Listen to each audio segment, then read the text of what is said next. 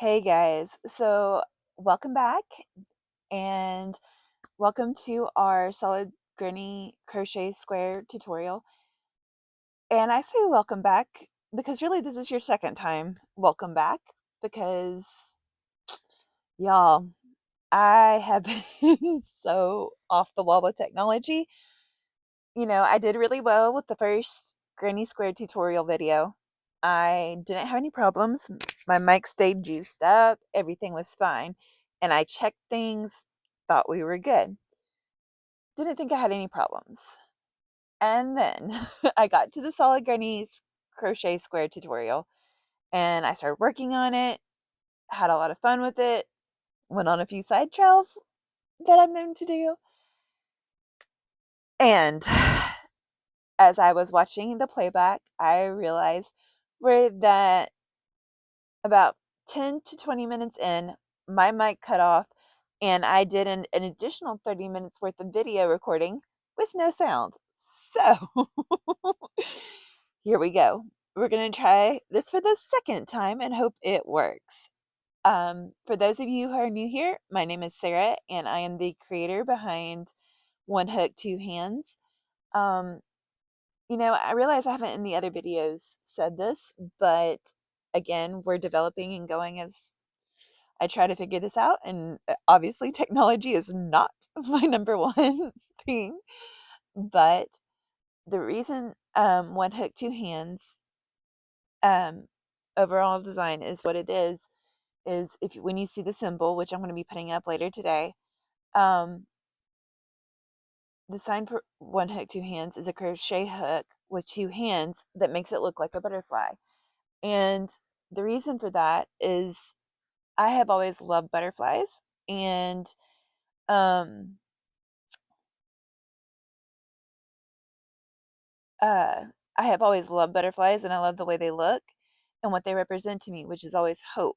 And the reason I wanted to share that now is because in a day where it's been silly and it's been hard and I've had some really rough days physically the last few days, um it's been great just to remember hope. And maybe I'll get into more of the butterfly thing and more about what goes on, what went into One Hook, Two Hands at some point. Um, but we'll see. But basically, this entire video is being remade for the second time, and I am going to kind of consciously check my mic a lot more this time to make sure that we are not missing any part of the video. Um, I'm excited to take you on the solid granny square crochet journey. But yeah, just wanted to step in here for a second and say, hey, apologize for how random it is. There's going to be a couple things I'm going to say a second time because the video will be used for both the specific granny square tutorial as well as for the overall blanket tutorial. Um, Again, I'm kind of learning things I can and can't do or should do or how to make it better.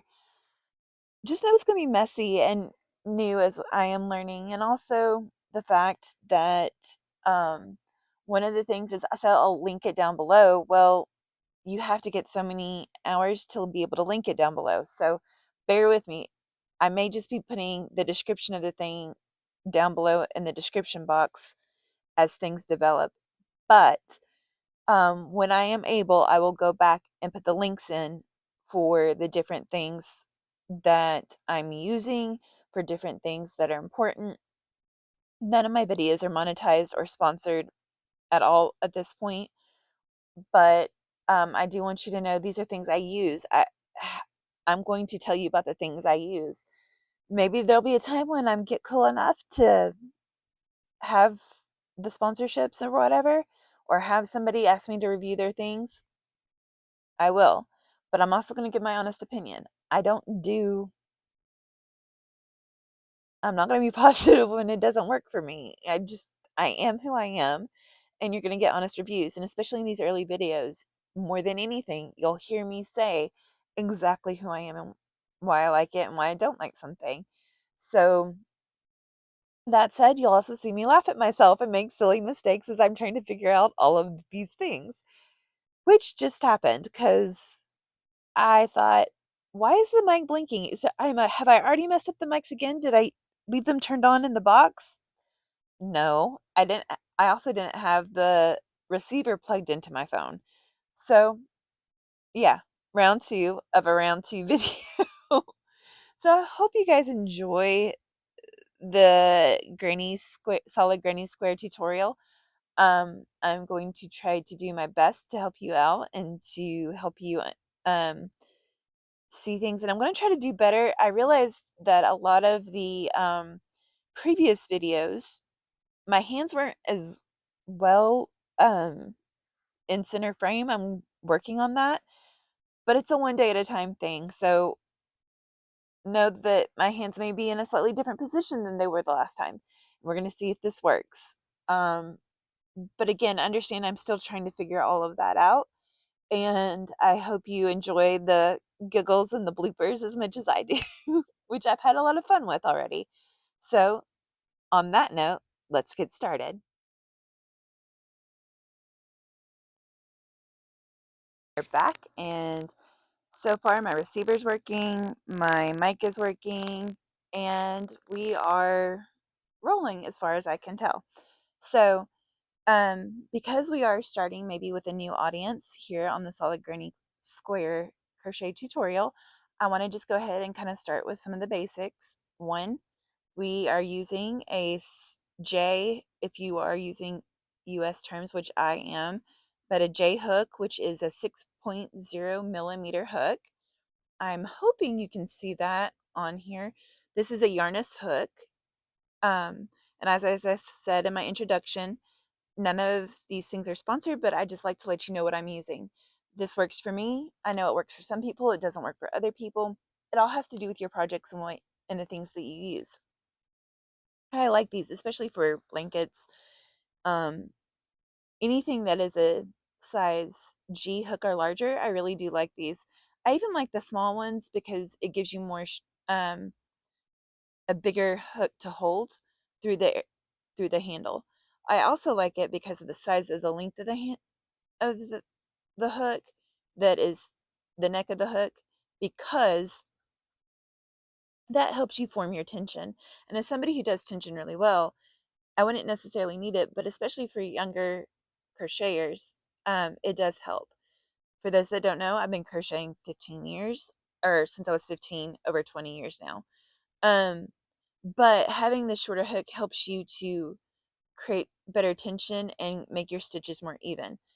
You'll see that more as we go. When we talk about tension in crochet, we're talking about how tight your stitches are and how tight you hold your yarn in one of your hands. I am a right-handed crocheter, but I do also know how to crochet left-handed. Maybe I'll do a video left-handed crochet at some point. It's been a while and I'd have to practice a little bit, but I was taught to crochet left-handed when I first started. So that's my hook, Yarniss J hook from Amazon.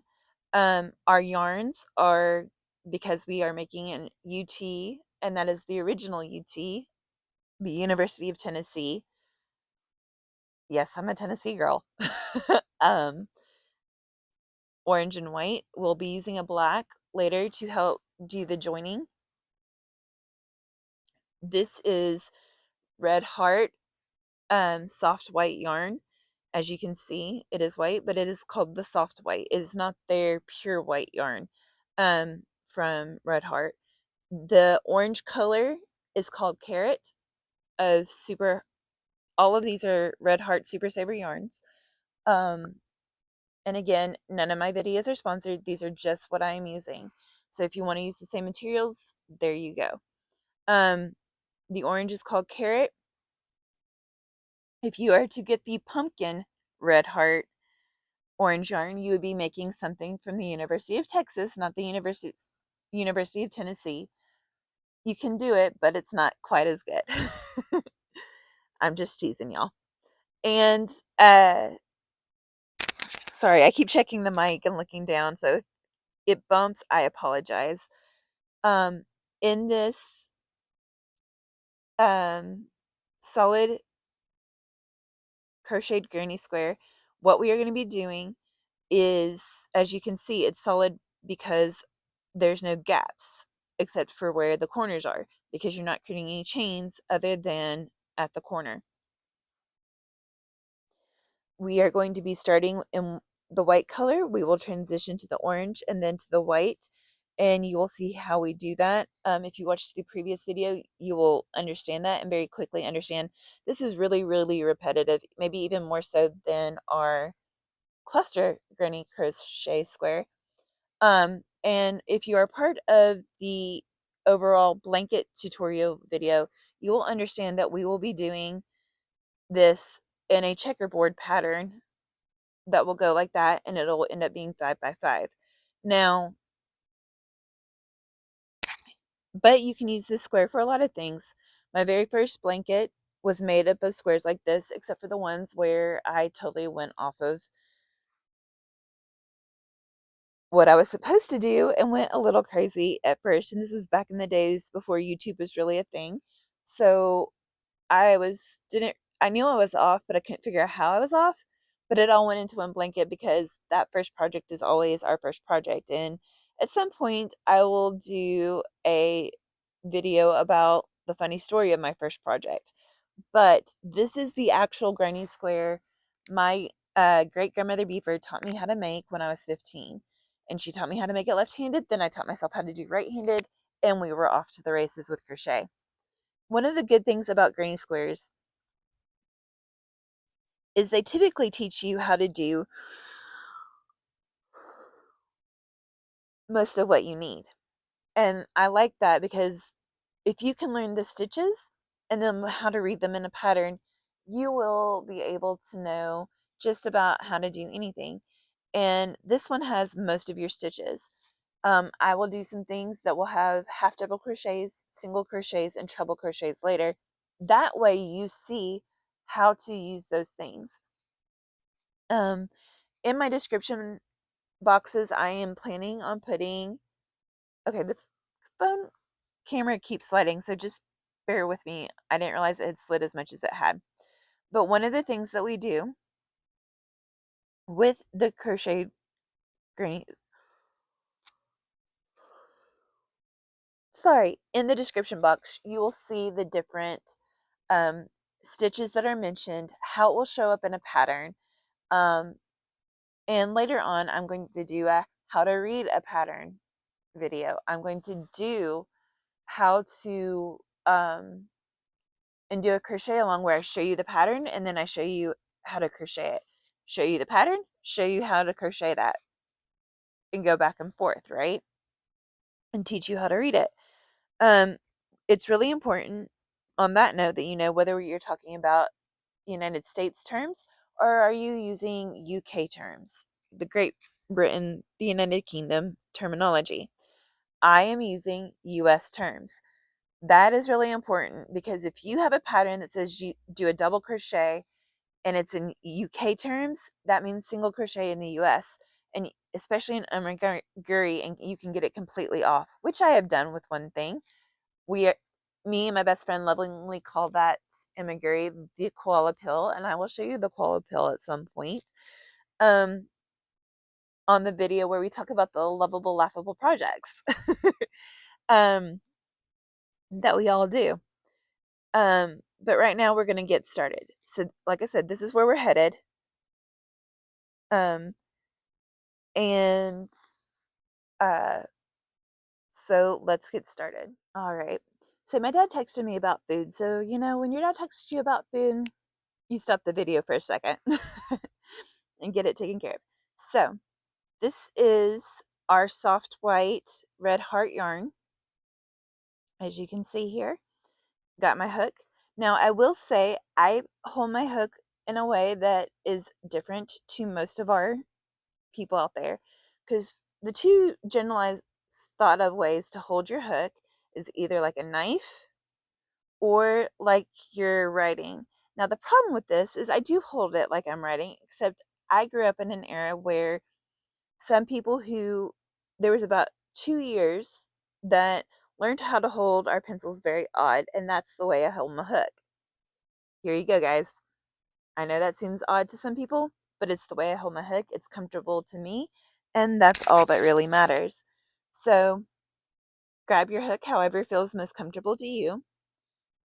And then we're going to start by creating the slip knot for our chains. So if you didn't catch this in the last video, hold your end between 2 fingers and your thumb, wrap it around, pop it off your fingers, fold underneath the loop, use your other hand, pinch, and pull through. And now you've got your slip knot. Put your hook in between the loop and pull. And now you've got a tight little loop on your hook ready to start your chains. So what you're going to do is we're going to start with 4 chains, just like we did in the center of the last one. So you're going to, the best way to do that, by the way, is if you hold right here. It just keeps, it anchors your chains and it makes it a little easier. So whether you hold it on this side or this side, but anchor that, you're going to yarn over once, pull through, and now you have 1 chain. So you need 4. So 2, 3, 4. And now we've got 1, 2, 3, 4 chains on your hook. Now, if you have to count chains, one of the easiest ways to do that, and I showed this in the first granny square tutorial, is to count the little indents. 1, 2, 3, 4. And like I said, you have 4 chains. Now, you're going to pull this tight. Now, what we're going to do is create a loop of our chains that we will use as our center. And to do that, what you are going to do is you're going to take your hook, make sure, like I said, before you fully do this, make sure that's kind of tight around the hook. But you're going to go back into the first loop, the first chain. And if you can kind of see on this side, there's 2 little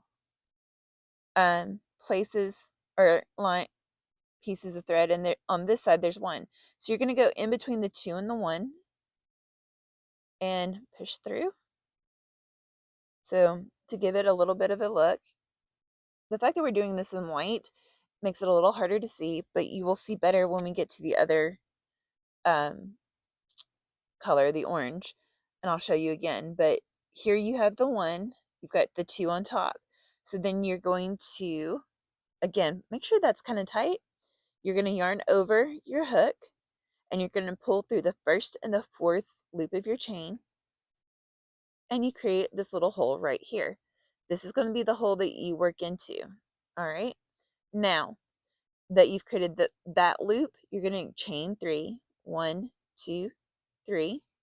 And just to show you how to count again, 1, 2, 3. So now you've got 3. That is going to count as your first double crochet. And the reason it counts as your first double crochet is usually 3 chains are equivalent to the length of a double crochet. I'm going to get some water, y'all.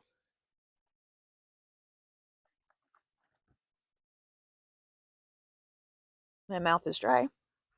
And my mic is still good. So is my sensor. So as far as I know, we're still good here. All right. We are going to loop over because we're going to do 2 double crochets. So to do a double crochet, you yarn over your hook, and you're probably going to want to hold that just to anchor what you're doing right now. And anchor just means hold it in place. You're going to take your hook, the head of your hook, go into the hole that you're working through. Sorry, guys. You're going to yarn over your hook. You're going to pull through and pull up a loop. So now you've got 3 loops on your hook. 1, 2, 3. And then you're going to yarn over. Now you've got 4 loops. You're going to pull this first one through the first 2. Kind of tighten that up a little bit. Now you've got 2. You're going to yarn over and go through 2. And now you have your double crochet. And again, this is white, so it's a little harder to see. It may be easier when we get to the orange, but just kind of keep that in mind. You're going to yarn over, go into the loop, yarn over, pull through, yarn over, pull through 2, yarn over, pull through 2. And this is your first side made with 3 double crochets. Now, because over in this square we used 3 double crochets in our corners, or 3 chains in our corner, we're going to do 3 chains for our corners in this one.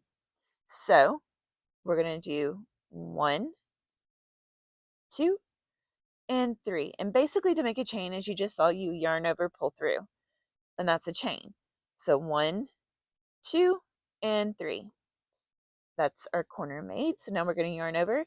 Our next side is going to be 3 double crochets because we're making a square, so it needs to be equal on every side, right? So we're going to go into the hole, yarn over, pull through, yarn over, pull through 2, yarn over, pull through 2. And now we've got our first one on our side. And then you make 2 more double crochets. So yarn over, pull through, yarn over, pull through 2, yarn over, pull through 2, double crochet. And it's called double, and I don't know if you can see it well because it's white, but you'll see 2 here and 2 here, but you've got 1, 2 little pull throughs, and that makes it a double crochet. So you're going to yarn over, go into the loop, yarn over, pull through, yarn over, pull through 2, yarn over, pull through 2. And now we've got our second side made. Now we're going to chain 3, yarn over, pull through, yarn over, pull through, yarn over, pull through. And 1, 2, 3, that's our corner. Now we're going to yarn over, go into the center, pull through, yarn over, pull through 2, yarn over, pull through 2. We're going to make 2 more, yarn over, pull through 2, yarn over, pull through 2, yarn over into the hole, yarn over, pull through, yarn over, pull through 2, yarn over, pull through 2.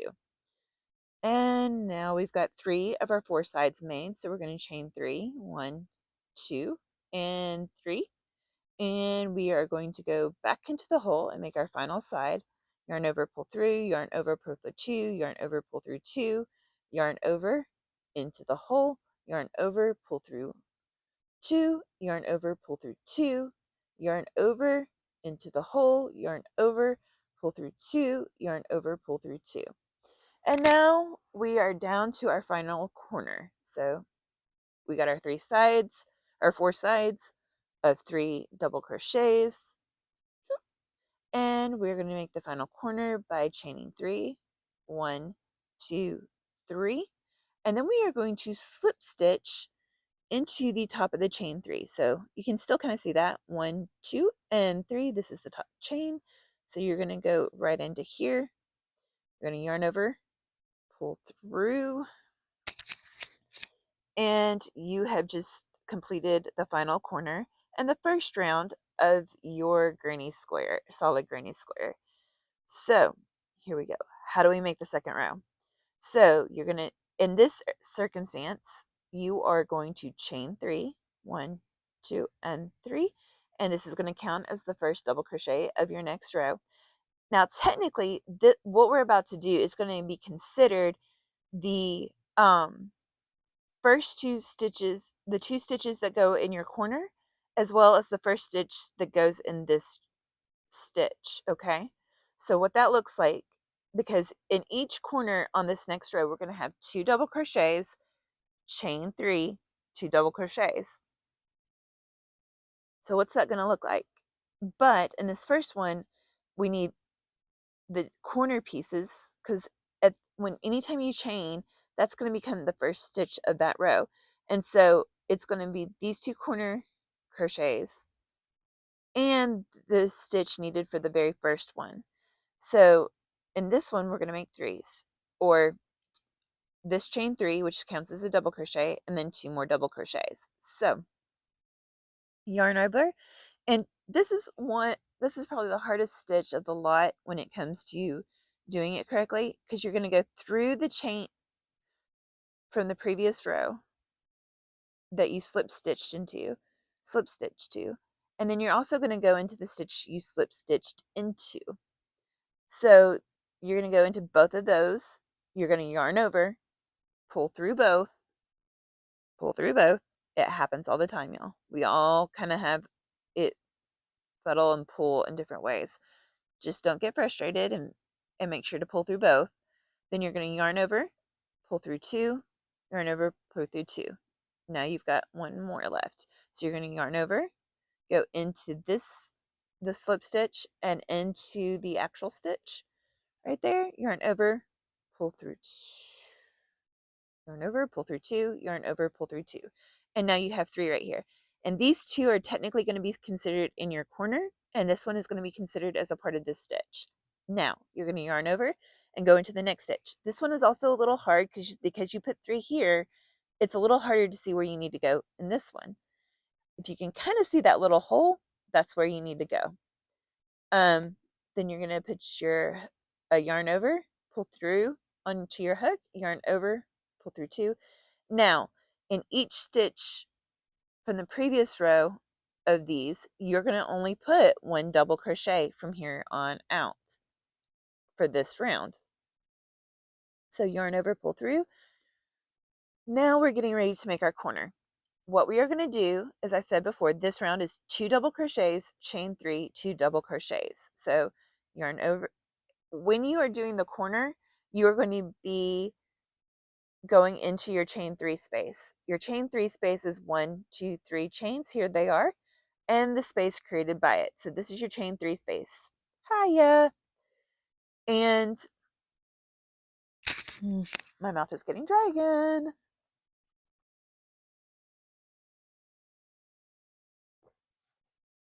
All right, here we go. So we're going to do our double crochet into the chain space, 3 space right here. And when we get to a little bit further along, I will talk about the terminology and what those abbreviations are and what it might look like in a pattern. You'll also see that denoted in the description box down below. So you're going to yarn over, pull through 2, yarn over, pull through 2. One more, yarn over, pull through 2, yarn over, pull through 2. Now we have 2, 1, 2 double crochets. And when you count that across the row, we have 1, 2, 3, 4, 5, 6, 7 double crochets making up our first side. Now we're going to chain 3. And we are going to 2 double crochet in the same chain 3 space as we did the last 2 double crochets. So 1, pull through 2, yarn over into the chain 3 space, yarn over, pull through 2. And now I didn't mention it when we just did that, but make sure that when you're going into the chain 3 space, you don't go into this first stitch's loop, because that loop is actually the first stitch you're going to make into the actual side. So you did these 2. Now you can go into this loop. You're going to yarn over, go into the hole, yarn over, pull through. There's our 3 loops. Yarn over, pull through 2, yarn over, pull through 2. And now you've made the first stitch in the first side from the previous row, right? In the next stitch, double crochet. You'll often see that in patterns. In the next stitch, double crochet in parentheses times 3. Well, that's what we're doing here. So into the next stitch, I'm going to yarn over, put my hook through, yarn over, pull through, 3 loops, yarn over, 4 loops, yarn over, pull through 2, 2 loops, yarn over, pull through 2, 1 loop. There's my next double crochet made. And we said times 3, so we do 1 more double crochet here. And we are back to the next corner. So our corners are 2 double crochet, chain 3, 2 double crochet. So we're going to go 1 double crochet, 2 double crochet, chain 3, 1, 2, and 3, 1, 2, 3, into the same space, chain 2, starting my next side. And so something you'll see in some patterns and some you won't, at the end of each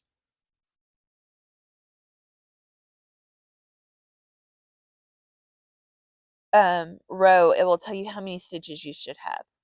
Another thing is if they're really good patterns, they will tell you, like in a square pattern, they'll say on this side you should have X number of stitches, and they do that by saying putting like at the end of it parentheses 15, or in this case 7. So we have 3, 7 for each side. Gosh, y'all, I'm sorry for yarning so big. But then you're going to go into here and crochet in the next, double crochet in the next 3 stitches. 2, 3, and then you're going to do your corner. Now, in most of these, I would just go ahead and jump to, say I'd meet you guys back here, but because this is the beginning and because we are so close, I'm just going to stick with you guys for a minute. So 2, 4, 6, 7. 1, 2, 3. We're making this corner. 1, 2.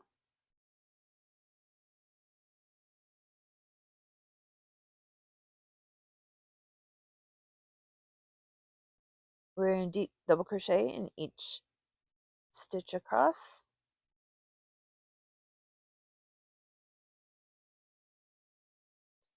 Another way you might see that worded in a pattern.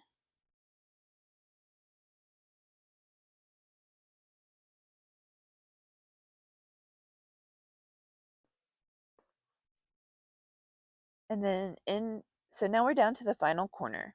This is where sometimes it can get a little awkward for new crocheters. Oh, one thing I did not show you. Always have your scissors nearby because you never know when you'll need them. And I think I put them in the wrong baggie of my stuff. And I say the wrong baggie because if you did not watch my other crochet tutorial video, which, hold up. One of the things, okay, I had this one. Oh,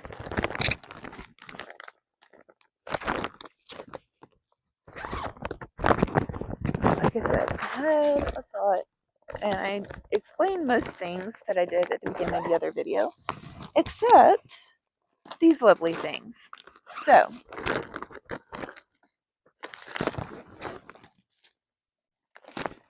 and I happened to think about my scissors because we're getting ready to need them, but I'm also going to explain these one more time. If you have never, and I know I did at the beginning of the big blanket tutorial, but if you have never used these, I highly recommend. One of the other things I use is these puzzle bags for my projects. And I'm kind of trying to zoom out just a little bit without messing up my camera here. But these are puzzle bags. You can get them on Amazon. They are phenomenal. This one's a B4, and I will put the exact company down below. But they're perfect for holding all of your projects. You don't get your projects tangled up when you throw them all in a bag together. You can throw your chain markers in there, your stitch markers in there, or as I like to tell people or show people, I will often throw a stitch marker that has the same color as my hook, because that lets me know what the hook size is. If I really need additional information on my hook size, I like putting in a bead on my hook, on my stitch marker, that will say, hey, this is a size J. In fact, I put that somewhere. Let me see if I can find that little stitch marker I did from the previous video. I'm not finding it. Some stitch markers look like this. Some look like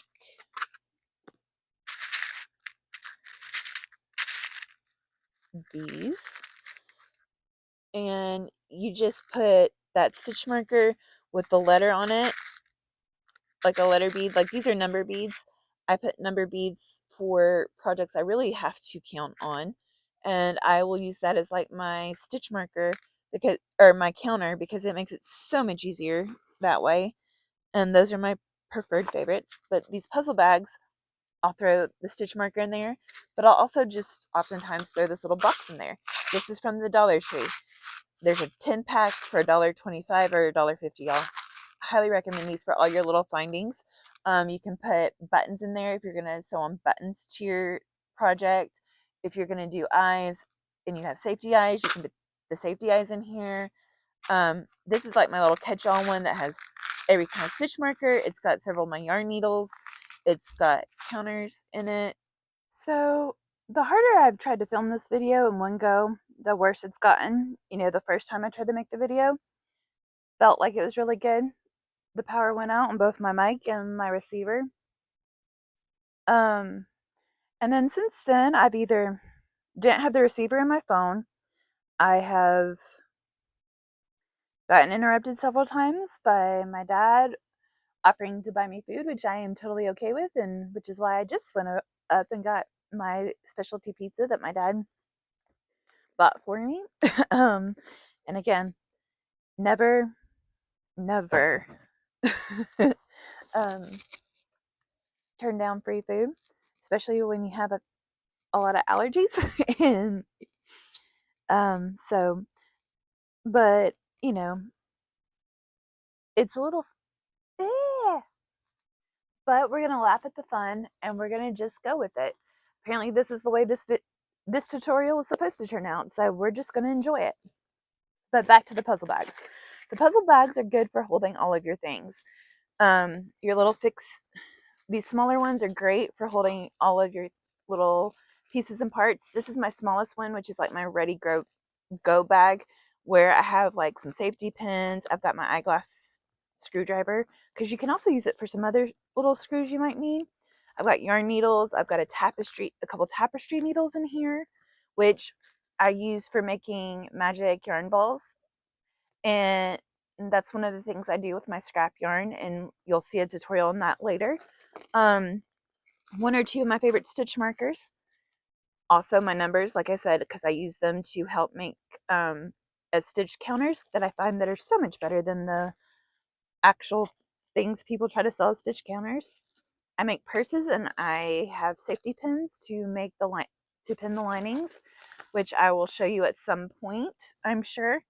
But this is my little small one that I have in my much bigger bag, which also holds hooks, my extra yarn needles, a tension ring that came with one of my yarn accessory things, which I will show you at some point. That's a tension ring. It does not, it just doesn't work the way I do, but I keep it in there.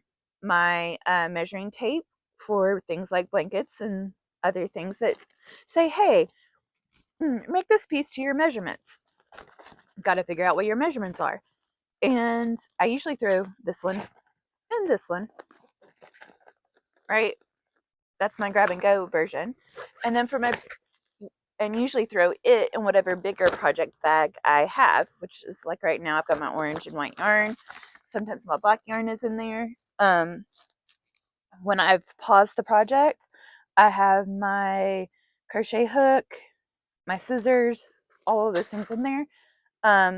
If I really pause a project that is like for longer than what just a brief little bit, I will put a stitch marker, the color of my crochet hook on here, just so that I remember what size hook I was using. And yeah, that's the general basics. And I say all that to say, these are my scissors, which I know is a long-winded way to say that. But these are actually my favorite pair because they cut a lot better with yarn than my blue pair do, but I like the blue pair as well that you saw in the other video. But these are my little yarn scissors that came with one of my yarn bags, and yeah, they're great to have. And we're getting close to needing to cut and fasten off, and all of a sudden I went, where's my yarn scissors? Oh wait, I didn't show you the project bags in this tutorial. I'm sorry, but I will put all of that information down below. But yeah, back to the square. You've done your DCs, so now we're getting ready to do the corner. You yarn over, go into this corner, yarn over, pull through 2, yarn over, pull through 2, do one more, yarn over, pull through 2, yarn over, pull through 2. That should be 7. 1, 2, 3, 4, 5, 6, 7. And by the way, I'm just going to say it. Yarn and crochet, yarning, using yarn, crochet math is a thing, and it gets off, and people are like, I didn't know math until I learned how to crochet, and then I really learned I couldn't count. Happens all the time. In the first tutorial I made of this, when I was up here trying to tell you exactly how many crochets you should end with on a side, I kept trying to think in 24 in my head because I knew the previous row was 19 and you add 4, and I kept coming up with 24, but when I would count I would come up with 23, and I was just shaking my head. I was like, no, that's not right, y'all. 19 plus 4 is 23, but my brain just could not come up with it at the time. So our square to match our other square is 23 double crochets along the sides. Right now though, it's 7, and that last row is 7, so we're going to chain 3, 1, 2, and 3. We're going to go into the top, the third chain of the 3 double crochets, or 3 chains, that counts as our first double crochet. You're going to slip stitch into that. So slip stitch just means you pull through both of the 2 loops there, and so now you've created the corner. Now we're going to fasten off. So what does fasten off mean? It means to cut your yarn and pull it through the loop that's left and pull tight. That's fasten off. Now I like to anchor when I fasten off, because when you fasten off, sometimes it can come undone in the wash and things like that. But if you tie a little knot on top of it, 1 or 2, it anchors your project and doesn't come undone as easily. Can still happen, but it's rare. The other one you can do is right here. Now, I am going to tell you what I like to say a lot in my videos, because I hate to weave in ends. And that is an ongoing thing. Is the more you crochet, you will understand that sentiment. We make memes about it. I am sure I'm going to show you one at some point. Towards the end of the blanket video. I may throw it up on one of the posts, but we hate to weave in ends, so you won't see me weave in an end until we get the entire blanket together, and you see a time lapse of me doing exactly that. I would rather weave in all ends at one point than have to do them intermittently along the way. That's just my method of handling it. So we're going to start on our color change. Now for me, again, this is personal preference. You can decide to start your next color and next 2 rows in the same square corner here. I personally, because of just the way that corner is going to come out a little wonky, and to even it out, I try to go to the next corner. I'm going to go over here and do that. So to start my next round, because we are going to change the color.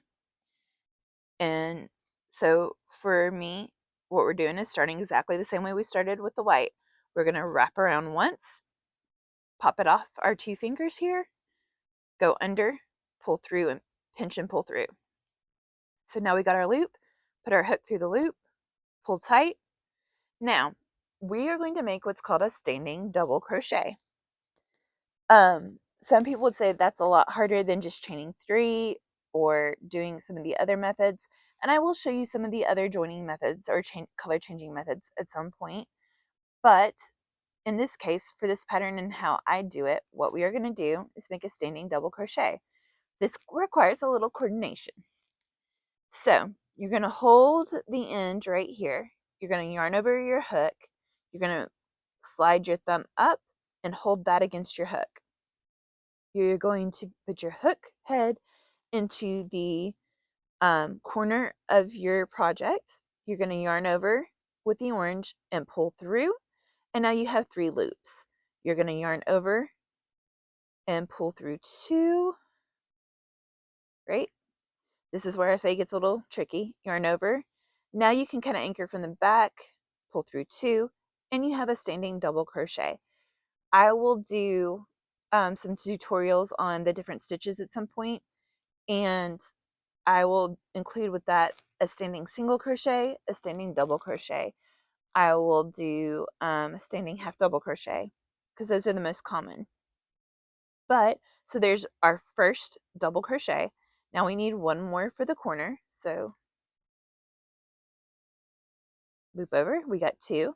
Now you're going to stitch across each stitch across. So double crochet, 1, pull through 2, so that makes 3, 4 double crochets,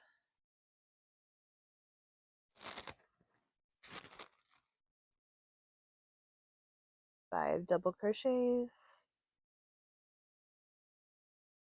6 double crochets, 7 double crochets, 8 double crochets,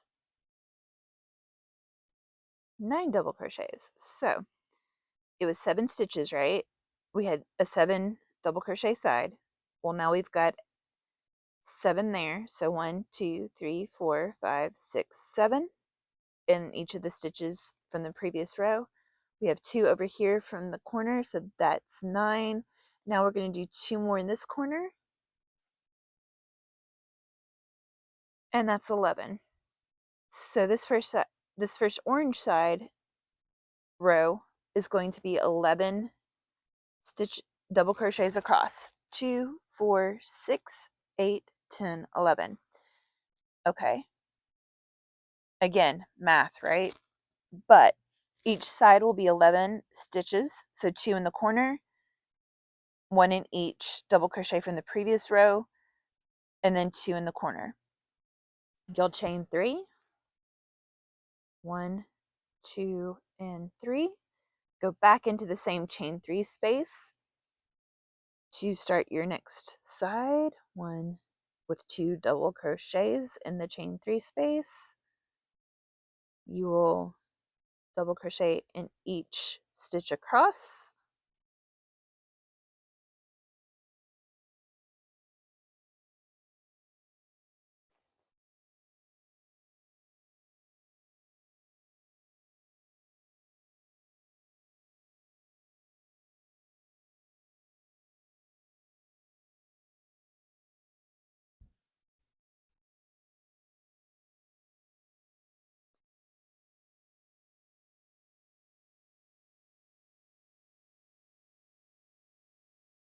And then 2 in the corner, and chain 3, and then 2 double crochet in the corner. So I'm going to meet you guys back when we are over here, and if you will hold on, you will, like I said, you just keep that doing that pattern so you get back over here where I will see you there. Hey guys, we're back a little bit earlier than I intended, and I'm not really sure if I did the time lapse right for the first video, but you know what? It doesn't matter because we are going to enjoy it and have fun anyway. So what we are doing, I came back early for a reason. As you see, I've already completed my third corner here, 1, 2, and 3. But the end is right here, right, from the previous row. Well, one of the things that I personally like to do, because I hate weaving in ends, is if I can, I like to hide my end by crocheting over it.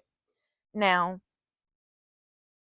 it's a little bit more obvious, and you sometimes have to still go and weave in pieces and parts like I did in this one. But if you are able to, this one will actually hide it a lot better. When you yarn over and go into your first stitch right here. Well, actually, let's see. 1, 2, 3, 4, 5. That's 6. When you go into your first stitch, I did not start my first stitch.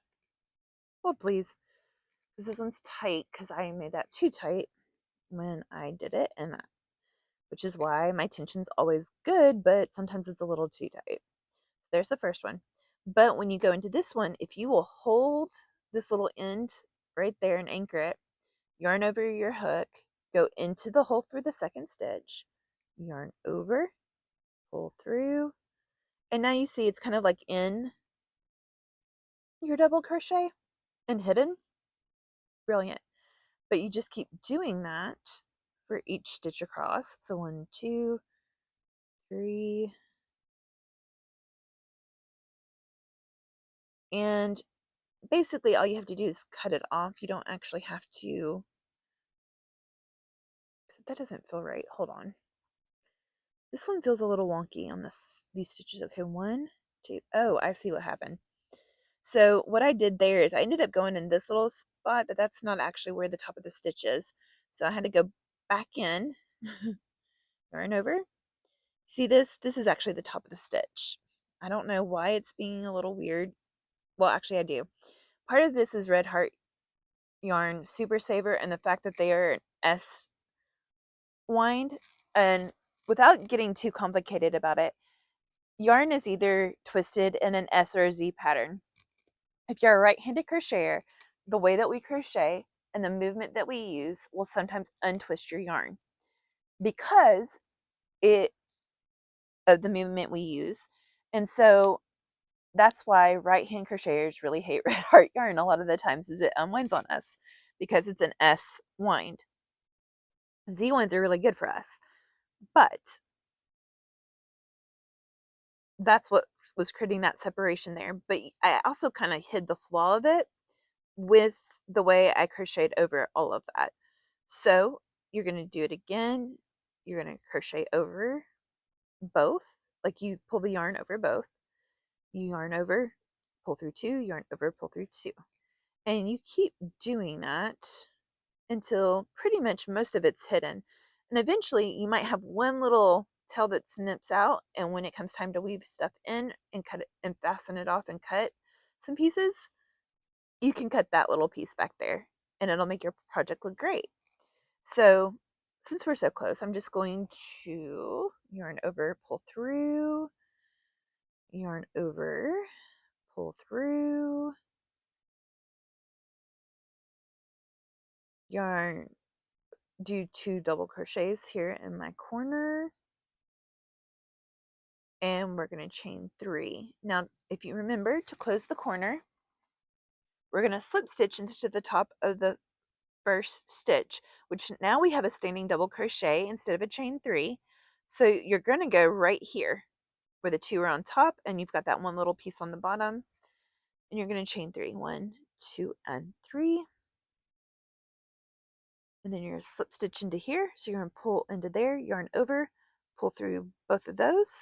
And now we've got our first row of orange. Now, I don't know if you can tell already, but you see there's a little bit difference between these two. This one's kind of like doing this wavy thing, and it's kind of bunching up a little. And you see this one looks nice and flat. The reason it looks nice and flat is because this has already been blocked. And as somebody who used to never block, I understand there are people out there who don't block their projects. Trust me, there's a reason we block. It makes your blanket look so much better, especially if you're going to be selling these. I highly recommend blocking because it does make things so much more even. Whereas otherwise, your project will look all wonky like this, right? So, it just evens it out. This will even out. Now, over time, it would even out with a lot of washing, but it's so much easier if you just do it through blocking. Especially if you have a project that you can't wash as much because of the type of yarn, or because of the stuffing or whatever else. And so just know that this will be evened out once I block it, because I will block all of my blocks for this. But we're going to start on our second round of orange. So we're going to chain 3. We're going to chain 3. 1, 2, and 2, and 3. we're going to go into the slip stitch in the first double crochet, standing double crochet.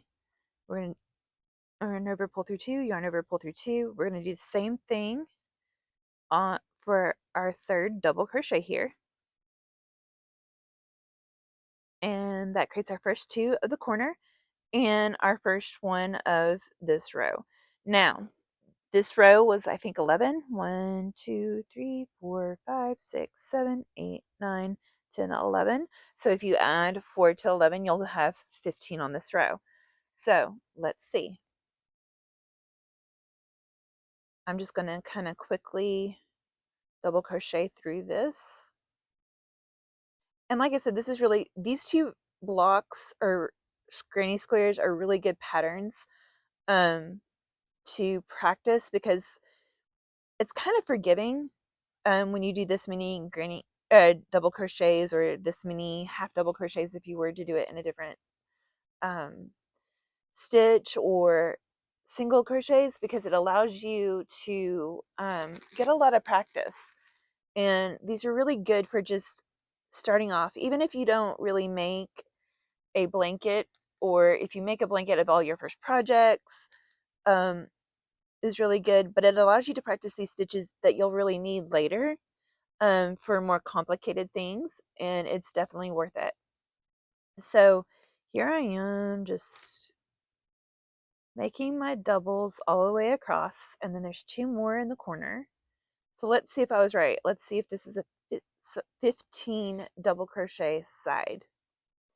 Ugh, I cannot talk, so we'll see how this video goes. 2, 4, 6, 8, 10, 12, 14, 15. Exactly. This is a 15 double crochet side. So you're going to just continue doing the same thing all the way around, and I'll meet you back at this corner. And I really do mean that this time.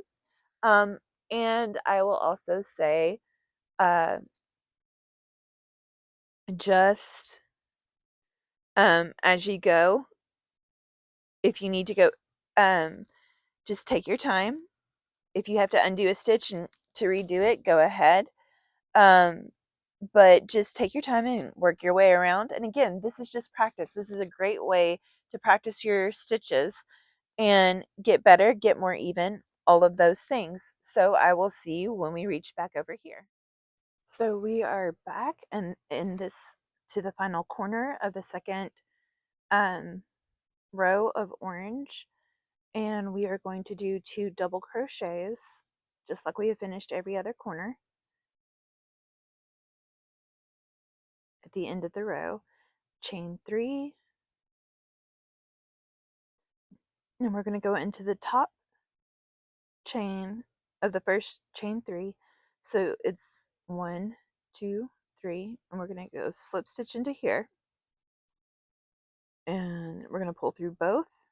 We're going to fasten off by cutting that right there. We're going to slip this through both.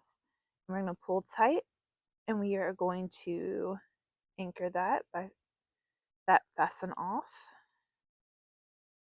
I'm going to anchor this one as well. And there. So we have made our first white block. We have made our second block of orange color, which is orange. And now we're going to go back to our, sorry, this stand keeps swinging so that the camera keeps swinging, so I apologize. But now we're going to go back to white and do our final 2 rows. So total, this is a 6-row granny square that, like I said, is solid. So we are doing 3 colors in each granny square, just as we are doing 3 color changes, or 2 color changes with 3 color blocks in each granny square. Yeah, I don't know. I felt like I did such a better job at the previous solid granny square tutorial I did, that, the one that I didn't have the mic on for. It's all been a comedy of errors, guys, but we're enjoying it, right? And just like last time, I'm not going to go back into this corner. I am going to go into this corner because I want to try to kind of even that out. And I've put my little loop on my hook. I am going to make a standing double crochet into this corner, just like I did last time. I'm going to do one more, and then I'm just going to repeat the pattern all the way around, where, so this one was 15, right? 2, 4, 6, 8, 10, 12, 14, 15. The next one will be 19, and the final one will be 23 on each side. And I will meet you when we come back around to the final corner. See you in just a bit. So I decided to come back on a little early this time because I was going to talk about one thing that I don't talk about maybe in other parts, but I feel like it's important to say. If you are doing white yarn like this and later black yarn like you're going to see, y'all, it's important to do it well lit. I have the benefit of having my little ring light here right now, and that definitely helps. But if you're going to do yarn, especially white yarn or black yarn, please make sure you have a lot of light. People go blind doing too much white or black yarn and not having well enough light. And you know, it's the reason that the lace makers went blind if they worked on white or black yarn or thread back in the day. It is critical for your eyes because it's either the absence of light or all light in the coloring, and because of that, it can strain your eyes. And if you have eye problems, whether it's using a neck lamp or a neck light or even a headlamp, I've used those before, that from hiking, or using your ring light like this, not because you're recording anything, but just because, well, they make really great lamps. Whatever you use, make sure you have enough light because white and black really do strain your eyes. And that said, if somebody makes you something and white or black or both are the main color of that particular item that you're getting, somebody loves you and they love you big time. I know a lot of people who look at it and go, oh, that's whatever. No. If you make somebody with something with white or black yarn, especially if it's a main component, especially if it's the only component, especially if it's black and white only, they love you and they love you dearly. So please appreciate that person because they're literally putting their eyes on the line for you. They, like I said, they love you to the moon and back. And so I highly recommend just having a different maybe view of somebody who uses white or black yarn, especially in a project that they do for you. Because it takes a lot. I say that as the person who's done that before. Now, the person in question absolutely understood and absolutely loves the thing that I made, but it can be brutal on your eyes if you're not careful. And a lot of times, because I know how to crochet well enough, if it's an easy pattern, I rarely even look at it anymore when I'm doing it because I'm trying not to strain my eyes. That said, it's important that you be careful with white or black alone yarn. And we are back to our last corner. We're going to chain 3 in this to close this off. We're going to go right in the top of the chain 3. We're going to slip stitch here. And because it's red heart yarn, all of this is trying to split on me, but I've got it done. Now, here we have our well, hold on. We're going to fasten off and anchor the end of these 2, and we will have completed our solid crochet granny square. Now, again, if you're making the blanket, this is just the two components you need to make the blanket: the 3 double crochet cluster granny square and the solid granny square, or as I will call it from now on, the cluster granny square and the solid granny square. And these two, once you have them done, highly recommend blocking.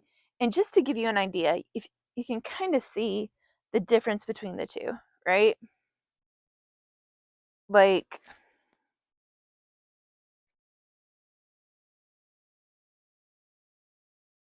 you can kind of see where it's all wobbled, or even this one is even better. Like, here's these things that are wobbled, and then you have and curled, and then you have this one that lies really flat. Why? Because it's been blocked. So I'm going to teach you and show you how to block here. And you're going to come along for the ride. We're going to go block these two, and then you're going to see a lot of me having you guys do some ASMRs, watching me crochet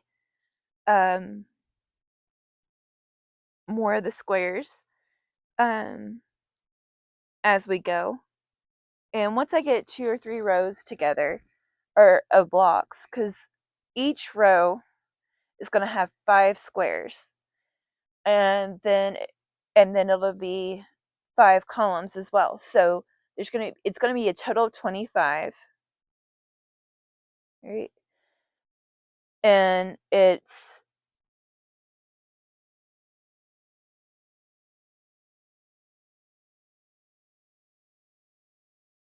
I'd have to look at it, and I'll tell you exactly how many squares of each when we get over to the block pattern, because I'd have to look at my chart again. But the first row is going to be cluster, solid, cluster, solid, cluster. The next row would be solid, cluster, solid, cluster, solid. And then the final row is the same as the bottom row, whether that's 5 or 7. I'm doing a 5 by 5 on this one. My blue, gray, and brown granny square that you saw that was all just the cluster squares was a 5 by 7. So we're taking it one step at a time, and so that this conclude. I'm going to show you how to block, and then we will conclude our solid granny square tutorial. See you in a minute. All right, guys, we are back in my bunker, and yes, it is a little literal bunker. Our house was built in the 60s, and at the time there was the scare, right? The Red Scare, and so this particular house was built with a bunker. So I use it as my craft room a lot of the times, or at least my supply room. And as part of that, I have my blocking boards in here. Now, we are going to block the square, and I feel like I'm doing a little bit of a better job of showing you how to block. These are blocking boards. You could get a piece of foam. You could use cork board. You could use whatever you have access to. I'm actually trying a couple different methods to see if some of my dollar store finds work, and I'll probably video that and see if they're great for it. If they are, I will suggest them. If not, I'll show you the flops. But these are my Amazon pack of 9 blocking boards, and I like them because you do have the lines, can kind of help you if you need it. But overall, they're just great to use if you're blocking squares. And the way that I like to do it is I like to start and go corner to corner. So your top corner versus your bottom corner, and then come and just kind of as far as it'll go, and try to match it up a little bit, but like also try to just stretch it out there, and then go to the opposite corner, pull it tight, kind of see where it'll go. Then you go to the centers, and you usually can't get right on the center, but you get one or two within. And if it starts to pull up and like start to pop out like this one started to, usually that means you just didn't go deep enough when you blocked it. So just go a little deeper. And usually push the yarn further down the spike and it'll do what it needs to. Come out here in the center and come out here in the center. Now, that said, sometimes you'll do that and you'll go, it needs to be a couple more. Or like what I'm doing right now, I feel really good about this because if you saw the other ones, they were blocked exactly the same way. They kind of had the same pull and they ended up being perfectly fine. So this is what we're doing, and we're going to go over here and do the same thing because corner to corner,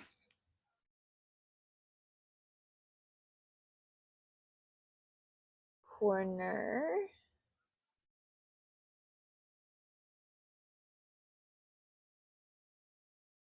to corner,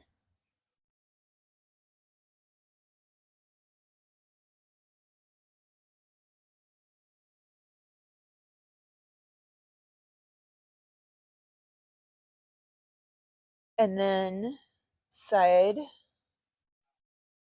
to center side.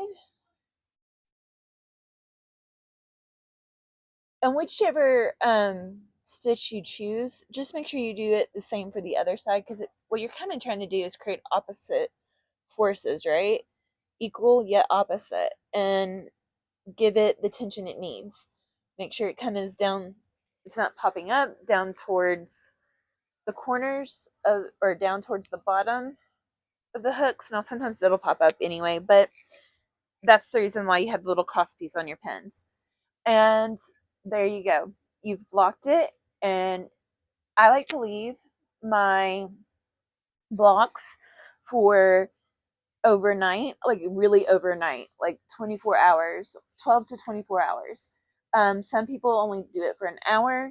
You can do it for however long you feel like you need to, but there's something about doing it that 24 hours that really helps it set and stretch and really does give it a much easier final finish. So I highly recommend blocking your squares. It is worth the time, effort, and energy. Um, and I knew how many squares of each you needed, but now again, it just went off the top of my head. So I will post that in the description. I'll also post on one of my community posts, I will put the picture of the diagram for this one. And I just recommend doing these squares, blocking them, and you're done. And then you can combine them in any way you want. Now, if you are watching the blanket video, we're about to go into the joining section of this. You'll see a brief time lapse of me doing the rest of the squares needed to make the blanket, and I will join you back on the other side, ready to put all of our squares together. See you shortly.